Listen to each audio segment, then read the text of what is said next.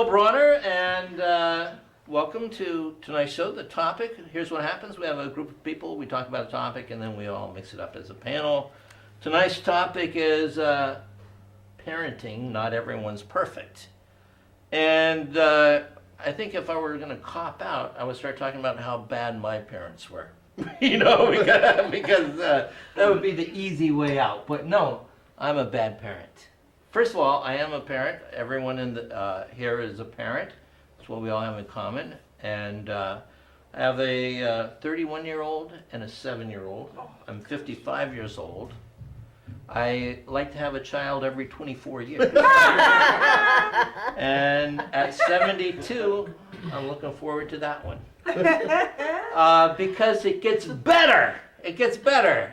And when you're 24 and you have a child, really, I was not ready to really take that on and do a good job.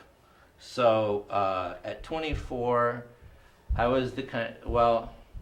My wife fortunately was very responsible, and that's why my daughter is alive today. But I remember I divorced my first wife when my daughter was 5 years old, and I'm not perfect. I mean, looking back now, I should never have done that to my 5-year-old. On the other hand, I should never have stayed with that woman. So it was a real paradox that I was in. I went with the selfish, I've got to see other ladies.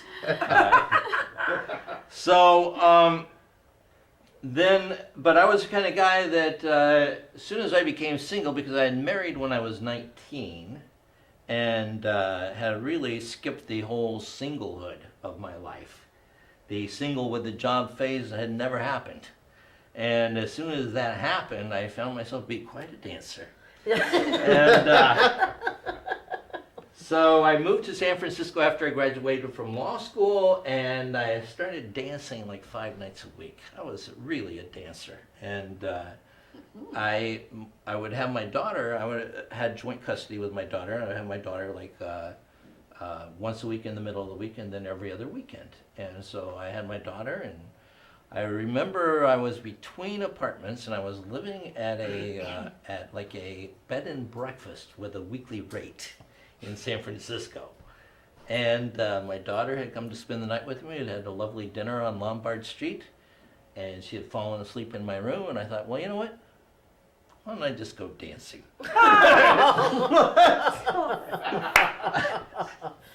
So I snuck out of the bed and breakfast. Oh, no. And I went dancing. And I mean, I wasn't a child. I was a law school graduate. So I come back and my daughter's not at my room. Oh my God. And my daughter had woken up and wondered where is Daddy, and gone crying down to the front desk and knocked on some doors, and the cops had come and the mother had come, and this was before they put people in jail for that. So I was very, no one even ever asked me a question. So it was good. I didn't even get thrown out of the bed and breakfast. So I'm not perfect. That's all, you know. Oh, shit.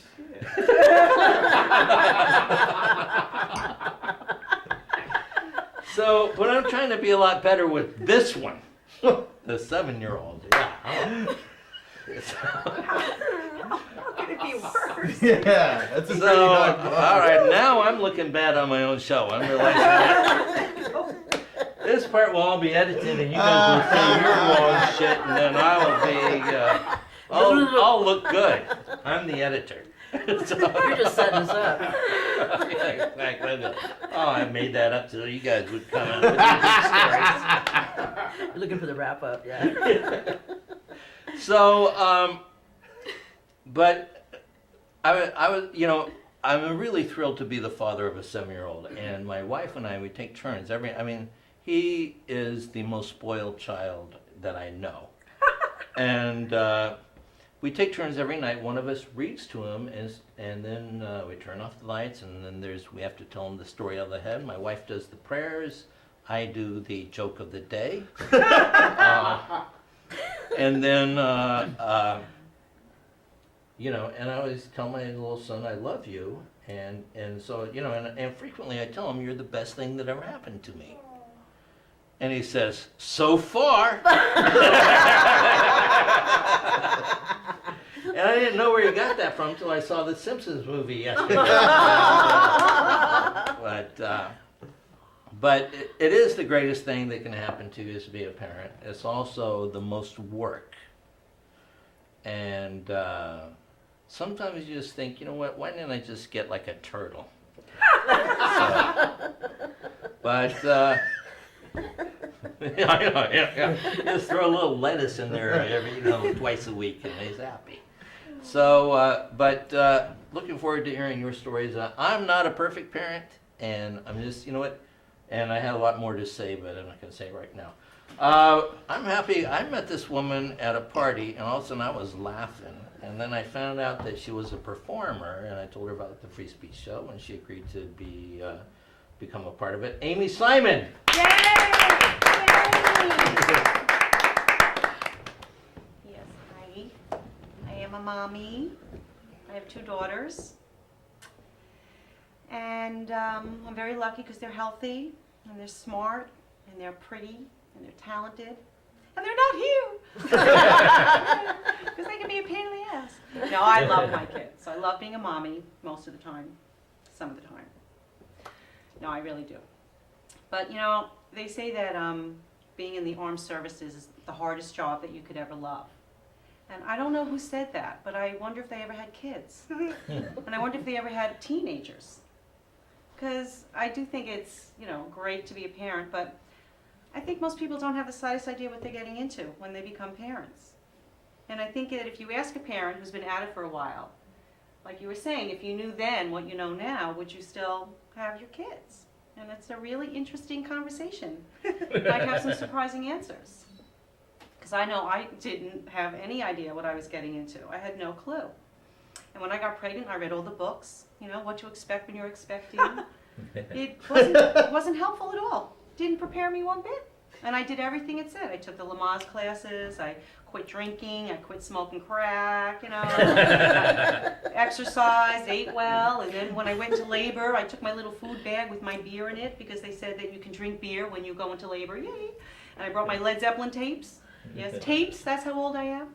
Because they said that, when you're in labor, that'll help you through the pain.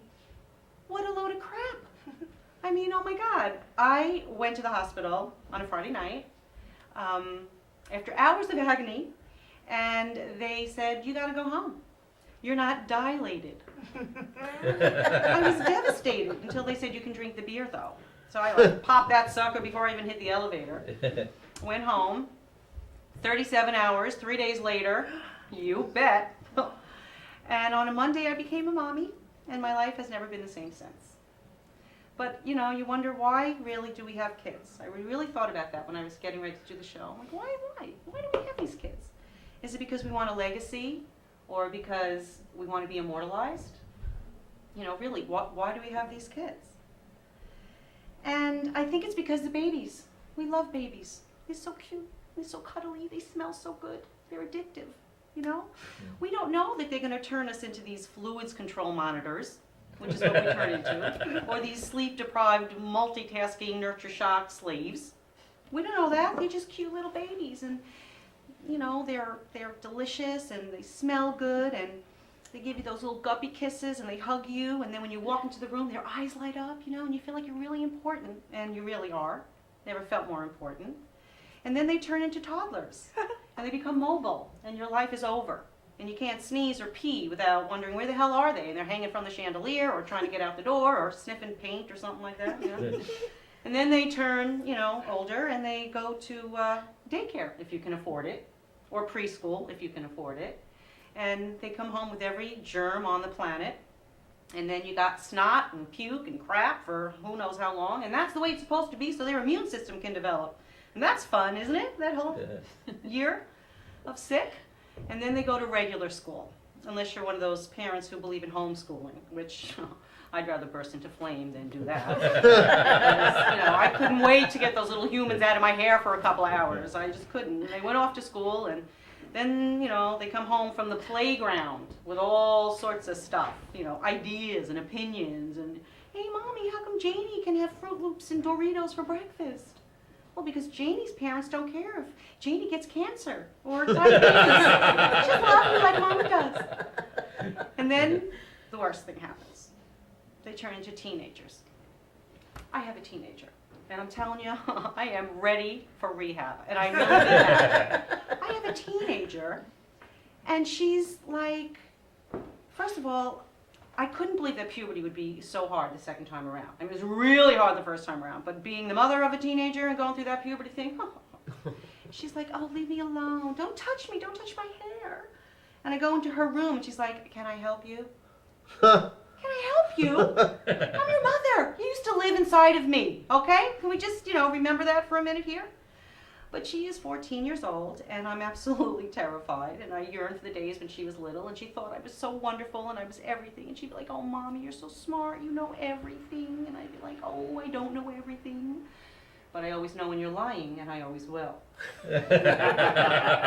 Mommy knows. And now she goes out into the world, and I'm like, bye, have a good time, make good choices. And don't forget, God is watching.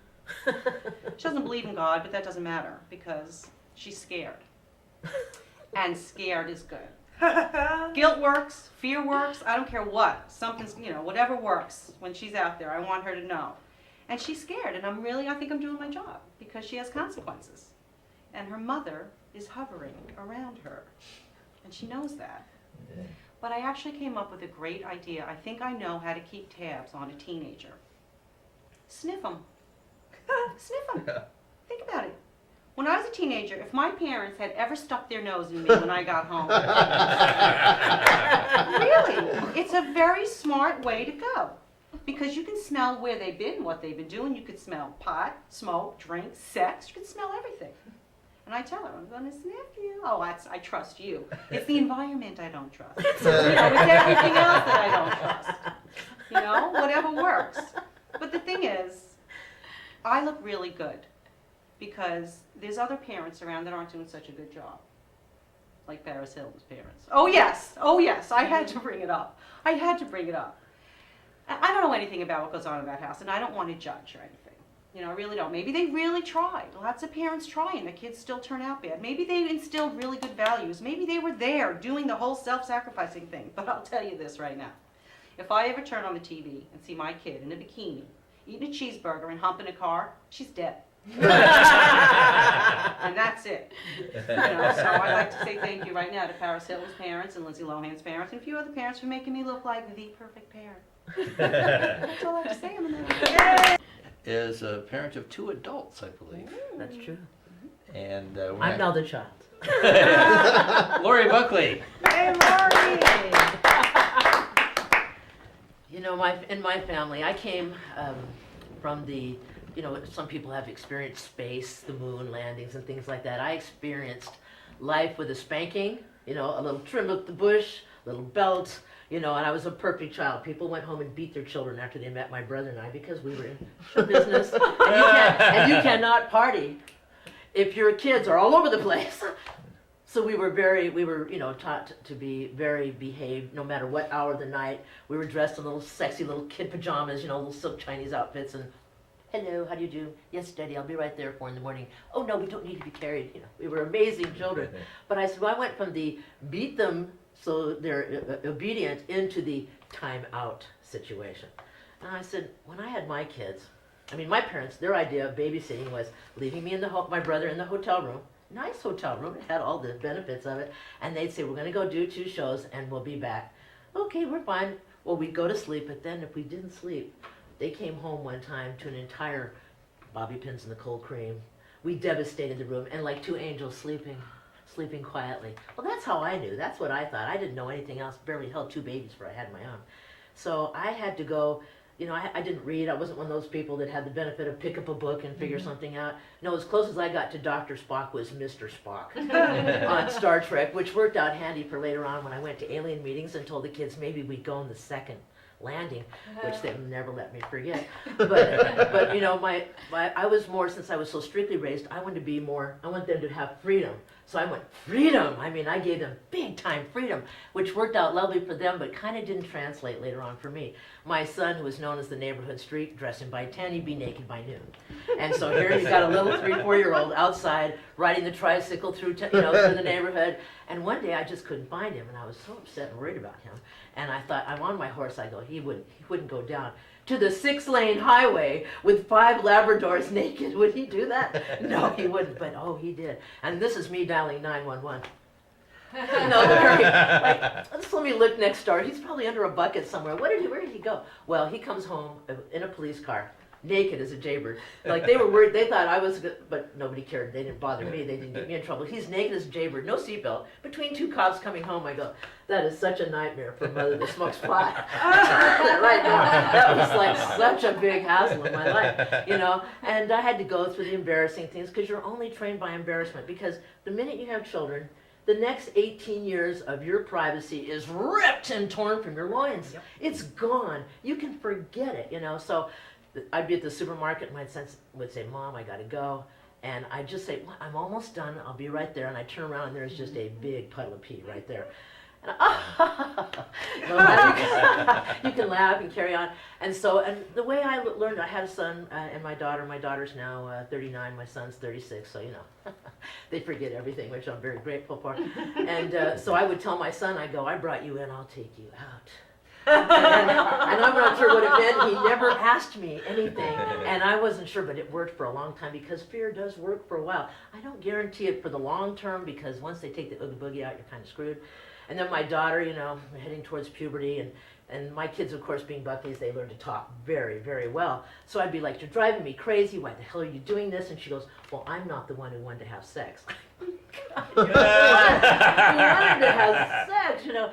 And so, you know, and I was doing my best to be a metaphysical mom, you know, because kids would come over, oh, I wish my mom was like your mom. I said, shut up and pass that joint.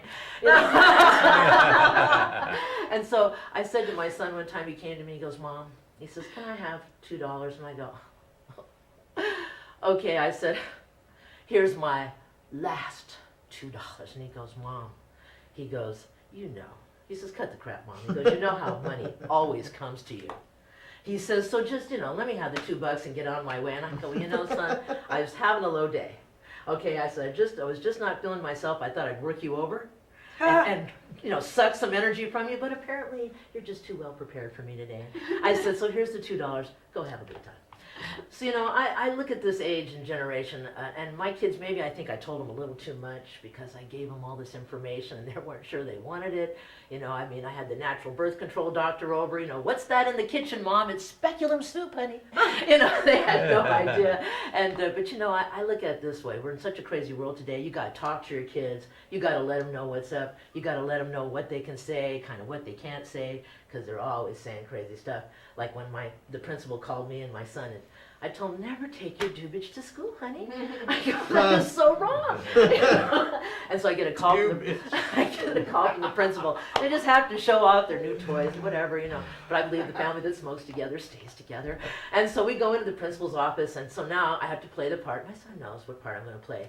How could you do this to me? Oh my God, I don't know where you got it. You know, and because you got to excite the principal and the dean. They're looking for you to be in fervor. And I heard, and I was just all lathered up. So as we're walking out, I hear him saying, "Oh, I wouldn't want to be that kid." And he gets home. So we get out in the car, and I said, didn't Mommy tell you? Didn't Mommy tell you that's the wrong thing to do? So we went to drug class. It wasn't bad for about 4 weeks, and I was helping him with the mushroom thing, because the guys didn't know crap about mushrooms, and I was kind of educating a little bit. So we really made it into a very successful work experience. We both learned. Mommy got to teach a little bit more about drugs, and they grew up to be really cool kids, okay? So all I'm saying is that, you know, one day when the world has to cop the fact they lied about weed and shoved it up our ass for 50 years, you know, they're going to have to live with that truth. And I believe that better that they do it at home than be out at some neighborhood kid's house messing themselves up. Come home, mess yourself up with mommy.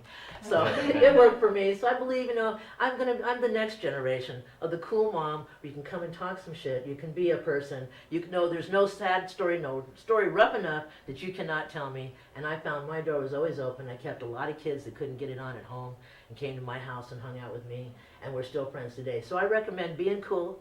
Keep the fear down to a minimum, because eventually they'll be tall enough to kick your ass, and all the fear in China won't matter anymore if they can't come and tell you when they need to talk to you. So I'm working on it. Now I'm a grandma, and this boy's my grandson. I'm going to have a good time. Alright. I had an experience with my son last week. My son is finishing up his first year in Taekwondo. And I'm not sure I recommend it because, like, he's 7 and already can really pack a punch, and his kicks have, like, real force. And so we had a little argument over whether or not he was going to go to Taekwondo or not. And I had finally won the argument, and I was driving him to Taekwondo, and he's sitting in the back mad at me. He goes, "Dad, I'll bet I could really mess you up if I wanted to." So that's always in the back of my mind now. Is at some point he will be able to mess me up. And you said... Yeah, what did you say? Yeah, what was the answer? I You're said, right, you want ice You mess me up, you'll be on the streets, young man. So whenever you're ready.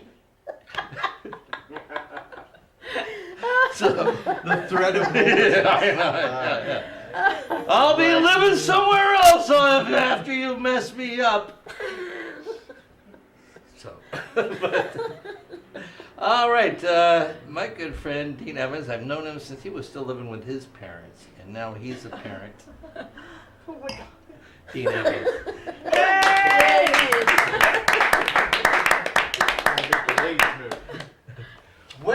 When I met you, what were you doing? Were you in the middle of a divorce when I met you, or? No, I was living with Peggy. Yeah, and that's when you moved to San Francisco. Right. So that's the plan: get divorced, start a comedy school. First off, I find this interesting in the fact that the majority of places I do comedy, like I'd like to write jokes about being married and having a kids, but you play so many bars, it's not even worth trying to work on it. And it's like, you feel like when you say you're married in a bar, people are like, "Oh, great, fun police," and I don't tell people I'm married. I don't even want to get into it because you do the shows and you hang out and people just, "Oh, married guy, all right," and they just walk away. So it's interesting. I feel like we're in like some secret underground support group, and we can all get together and go, "Yeah, we have kids." Oh no, I'm not crazy. Okay, I guess that's what you usually say. I'm nuts. So, sorry, I gotta watch my language. See, I'm not at home. See, here's the one thing that differs me is I'm a full-time stay-at-home dad. I get up, I make my wife breakfast. Good slippage. Did I write down a Freudian slip on that list? I make her lunch and my kids' lunch, and I take them to school. I have a 7 and a 1. I think the beginning of everybody's set from now on should be very AA. Because people are like, I have a kid, you should just stay at age. I got a 7 and a 14. I round up. I just say 1.5 years, and then I'll say that till she's almost 2, then just 2. I ain't gonna do math. I ain't gonna explain stuff to people. I don't like when people do that. 27 months, I don't want to do math. I don't want to divide 12. Just give me like a rough. I'm not that into it. So, I think everybody also will start their set off as the way you were raised. That's what I think is evolution. That's what I believe the American dream is everybody getting better as parents. If you talk to your parents, it's some creepy stuff. And then maybe they only tell you that stuff so they look better. No, so as we're all doing now, well, look at this asshole. So your parents, look, I'm bad. This guy got beat by chains. So that's funny. See, that's kind of how I've lived my parenting thing. It's just I'm not going to be that guy. And so I like, as I was saying earlier, I like when the man that got a mail order Chinese bride gives me marital advice. I find that funny. Was it in a letter? It was translated in both, top and bottom. I am not the greatest parent. I'm not raising my kids the same way I was. Here's one of my plans is I've decided to drink a lot and be a heavy alcoholic around my child because then I have an excuse. I have a cop out later. See, it's the people that don't do stuff that when their kids show up later, I'm crazy. I can be like, oh, I was drinking. I don't know what the hell I was doing. But those are the people that aren't. They can be like, oh, I just suck. So one of the things is I brew beer. That's one of my hobbies. I brew about 5 gallons at a time. And my daughter and I were actually featured in a magazine brewing beer because she helps me. My 7-year-old is one of my best friends. I hang out with her, watch cartoons. She draws the labels on the beer. And she wanted to set up a lemonade stand. That's so funny. The solution to everything to her is lemonade stand. Hey, can we go get some ice cream? We don't have any money. We'll make a lemonade stand. And we'll make money. I'm like, we live on a street. There's no traffic here. No one's going to come and buy lemonade from your location. So she sets up her lemonade stand, and my wife calls. I'm like, great, I'll have a margarita ready for you. So I take the margarita out on the lemonade stand, and 2 women start walking by, and my 7-year-old goes, margaritas! $1! We don't have a license. Those are $4 margaritas. I'm in the middle between the cool, as I was saying earlier, I'm the fun dad. I'm like, let's watch cartoons, and dude, this Scooby-Doo sucks, and just stuff like that. But at the same time, you're happy dad, but then it's just, boom. It is such just such a difference that it's just the effect, just, I don't want to. It's just, okay. But it's interesting that I have girls, and I'm a guy that raised them, and my girls are the biggest, most sensitive little cry at a Simpsons. Because they were making fun of Lisa. Oh. But I'm not a perfect parent, and I make lots of mistakes. But the point is, I haven't killed them. I haven't had Child Protective Services called on me. I look at that as good. Every day. Every day. I haven't got a DUI with them in the car. My daughter's a nut, but she's her own nut. And she's her own little person. And I'm not perfect, but I try. I think that's what everybody does. And I think it's your imperfections that make you a perfect parent. So that's all. I had a radio show for a year, and during that year, there was someone who I enjoyed very much, came in, did so many of the shows. We were great friends, great co-broadcasters, and thrilled to have her here. She's a mom, Carol Ann Leif. I was wondering, what is a perfect parent? I mean, how do you define what a perfect parent is? Who would you say obviously had a perfect parent? You might think, oh, if someone became president of the United States, maybe they had a perfect parent. And then you think about, like, Bill Clinton's mom was like full white trash, married a guy that beat the shit out of all the kids, and they all turned into crazy alcoholics, and he was adopted. So I'm guessing not perfect. And Barbara Bush, total bitch. We know she's not perfect. And so it's like I don't even know what perfect is, but I'll just tell you how I'm not perfect. First of all, I have a 14-month-old. Sorry, Dean, I'm going to do the months. And I am no spring chicken. I am in my late 30s, 30-10. And that's late 30s, I am. And boy, I'll tell you, some of those 40-year-olds, those 39-year-olds, they make themselves feel younger by the Botox and the plastic surgery. Honestly, nothing makes you feel younger than an unplanned pregnancy. Woo! You pee on that stick and you couldn't feel more like an 18-year-old. Honey, could you come upstairs for a minute? And then I had to call my mom because I'm going to be in big trouble. So there. So I was excited about having a kid because I was excited that everything was still working. And I got the book, The What to Expect When You Are Expecting, and you should read it, I guess. I don't know. Instead of just look up the foods you can't eat and get bummed. That's all I did. I was like, sushi, shit! That's all I did. But here are some things that they don't mention in the book. First of all, that not everything's a joke.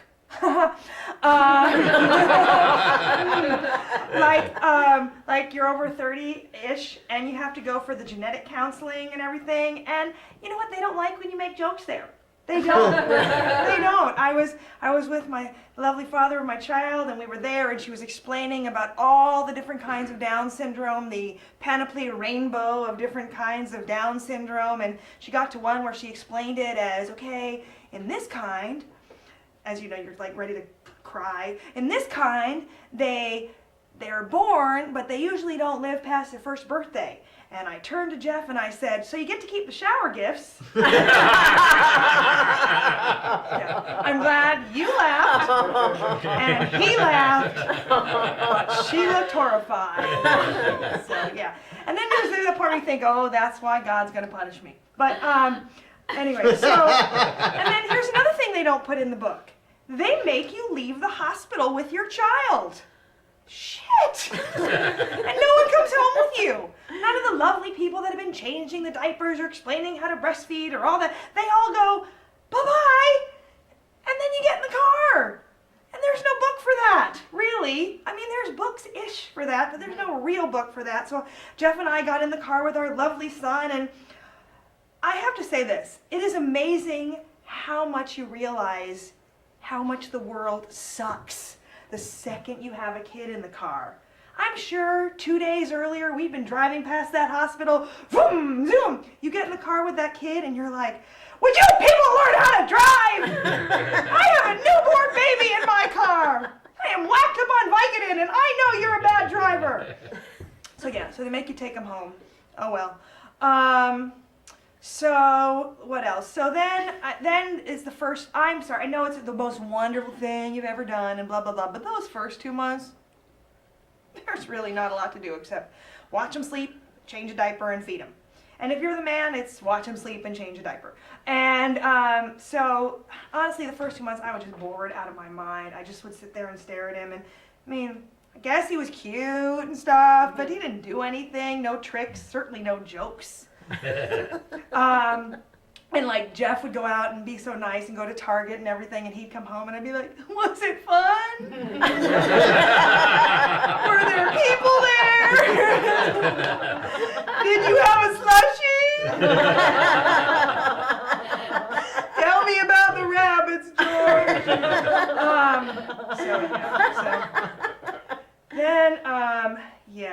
What was I going to say next? Yeah. So the first time I went out, we went out one night finally for dinner. It was like our big outing. And it was like, I was so excited to go. And this is where the not perfect thing goes. Raced out the door, we got halfway to where we were going, and I was like, wow, you are supposed to give them your cell phone number, aren't you? And you should probably get their cell phone number too. No, I did none of that stuff. I did none of the stuff like get the phone number and whatever. And that's when it all hit me, like the whole thing about like checking people's references and whatnot. And I just pictured like that episode of Seinfeld where he's running in Vandalay Industries, you know, and he's like pretending to be someone else's reference. And I just pictured that, the person that had at home taking care of my precious child. And I was like, oh, well, I'm hungry, so it's going to be fine. I'm sure it'll be fine. So I know that when I was pregnant, I had all these images in my mind of the things that I wasn't going to do, which is you should never do. I'm just saying, the less you expect of yourself, the more likely it is to go well. Because I remember some of the things I thought, well, I know one thing. That kid is not sleeping one night with us. Well, he didn't. He slept almost a year with us. Yeah, at first I was being really good about it. I'm like, he's not sleeping with us. And then when I realized that I didn't have to get up and go somewhere else and be awake to breastfeed him, that luckily, given my age and girth, I could just lay on my back and breastfeed him. Yeah, think of the physics of that one, people. It's not pretty. It's okay. I have a good bra. It's fine. Why would you leave? Really? Why? Shut up! Stop laughing! You're hurting me. I leaned a little. But like, why would you bother not letting him sleep there? And then, you'll squish him, you'll squish him, you'll squish him. It's like, I'm not sleeping anyway. I'm gonna not squish them. And he's little, but he makes noise. I've heard it. I've heard it clearly. So I was not going to do that, and then of course I did that. And then the other thing I wasn't going to do was, I'm not going to be one of those mothers that breastfeeds till my kid comes up to me and goes, Mommy, booby! Which is great, because he doesn't. He just says boob. As he pulls my shirt down in front of everybody. Boob! And it's like, in theory, you want to stop breastfeeding. Sorry guys, this means nothing to you, but women. In theory, you want to stop breastfeeding, but in practice, who really wants to pack a bag to leave the house? I mean, honestly, it's like we're somewhere and it's like I don't have to move. Clearly, I don't have to sit up. I guess if I had done this topic 2 years ago, I would have discussed my parents, but I can't really judge too much, except I will just say this. My dad didn't make it through my son's first birthday party without a vodka. Is that bad? Is that bad? I mean, look, he had it in a sippy cup, so that's nice. That's helpful. I am gonna go because my kid is in the car. Look, don't judge. I cracked the window, and he has a DVD of The Wiggles. Carolyn, she's here. Kay West. Thank you. Topic, parenting. Am I perfect? Absolutely fuck yeah. I was perfect from the moment that I found out I was pregnant. I was 16 and and they said that they wanted to read books, and I figured if I was reading books, I wouldn't be in this situation. So knew that wasn't gonna work. And then, they were at the hospital when I had him, and I had him very quickly. Scared the hell out of me. It was an hour labor. Yeah, made me close up my legs real quick. And then they said, well, you have to breastfeed. And personally, I felt like I had gave enough. And I wasn't gonna give any more of this, all that me shit. I wasn't really big on that. And I think I am a perfect parent. Do I feed him every day? No, but I did, like, once I started watching Oprah and stuff, and Oprah was saying you need to feed the child every day, and I grew as Oprah grew. And, I feel that's how, I'm perfect with that. And I think I'm perfect because I have a son, 16-year-old black man that has never been in jail. Yay! Beautiful. I deserve an award or a cape. I don't know if y'all see the cape. Flying. He ain't got no girl pregnant, no white girl he into him. I don't know. I'm sorry, black women. But I think I'm a perfect parent. I don't know. I just do.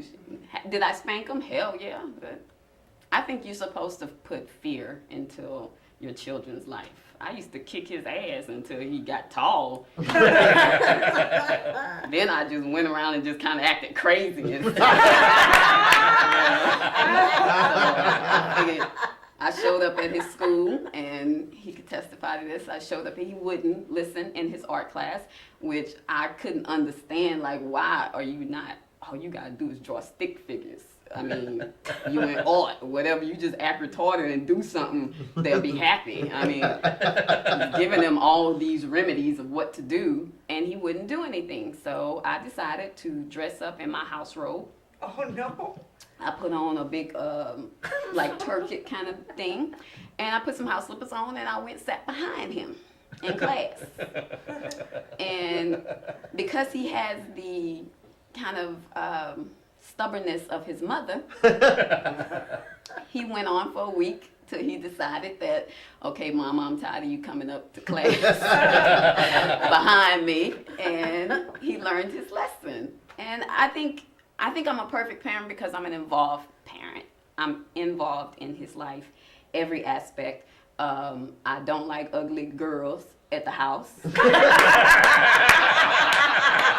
And I make a point of saying that because I I think ugly girls turn into ugly grandchildren. And I won't have that in my family. You know, if you can't have, you know, beauty and conceitedness, I mean, what the fuck? So, we don't do that. We don't do arrests. He understands that. And that's why I think I'm always in my, I feel sorry for his wife. I really do, because I'm gonna be there. I mean, unless she like really shows up with like a really nice gift, preferably Tiffany's, if you happen to be seeing this, and really just buy me off. There's no other way. I'm gonna kind of be there. And my son knows like these ultimate mom rules, like you never hit a girl. Mom does. She hits you, you call mama. Mama gonna roll her hair up. If she had weave, she'll cut it off at the time and go in there and kick some ass. I don't speak much of his father. I try not to. Just motherfucker never been there, so I don't. It's funny, when I met his father again after like 8 years, the first thing I thought was, I fucked you. This must have been God sent. My son had to be God sent, because this is.